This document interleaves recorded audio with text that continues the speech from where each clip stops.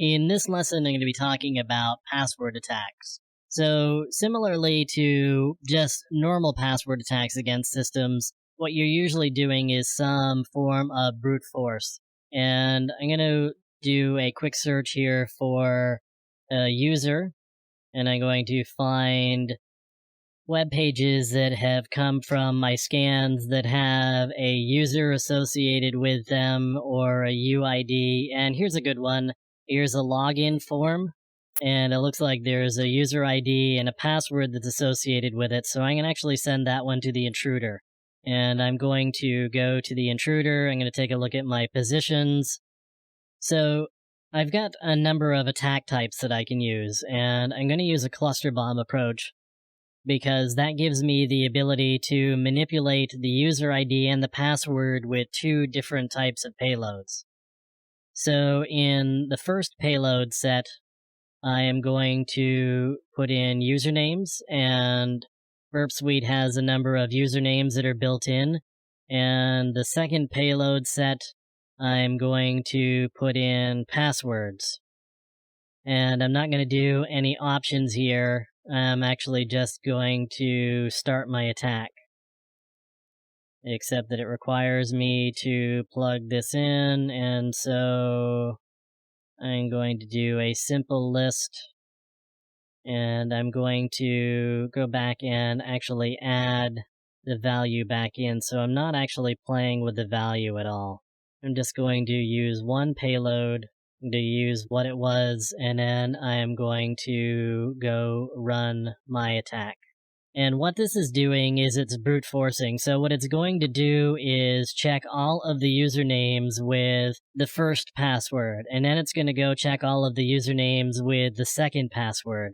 And you can see there are like 30 million requests that we're going to be going through here just to do this brute force password attack. Now, one of the interesting things here is that the different payloads have these special characters in them, and usually you wouldn't have special characters because that may open the door to things like SQL injection or cross-site scripting.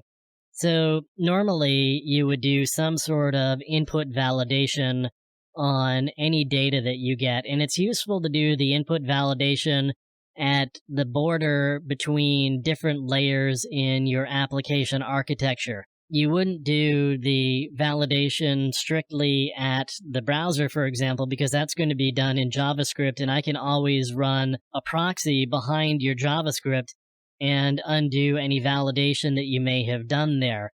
So while validation is useful to do in JavaScript, and you can certainly do it in the browser, there are ways of getting around that. And you also can't guarantee that there may not be something happening at different layers, and so it's useful to do some level of input validation at the different layers between your application architecture. So that's always helpful to do. Now, this is going to take quite a while to run, and I'm not going to actually run it to completion. I'm going to pause the attack here, because the goal was simply to show you a different way of doing a password attack and just the ways that password attacks work. So it actually showed me some different things here with regards to the password. Another way of doing a password attack against a web application is in cases where there is a clear text submission of a password. So you can see here there was actually no encryption involved in this particular submission of this password. It was all done in the clear, and because of that, I could actually run a sniffer on the network and be able to capture the username and password. So that's another type of password attack that you can use. And it's not commonly one you could use against systems, but often web applications are done without SSL or TLS involved, and so there's no encryption.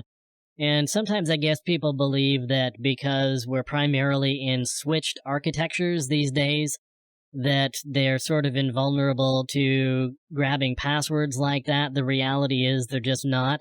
And so encryption, particularly since it's pretty easy to do, encryption is just really something that you should be doing anytime you're transmitting data between a client and a server. So input validation is a really good thing to protect against cross-site scripting and SQL injection and other types of attacks. And also you want to be doing encryption on your communication between your web server and your browser.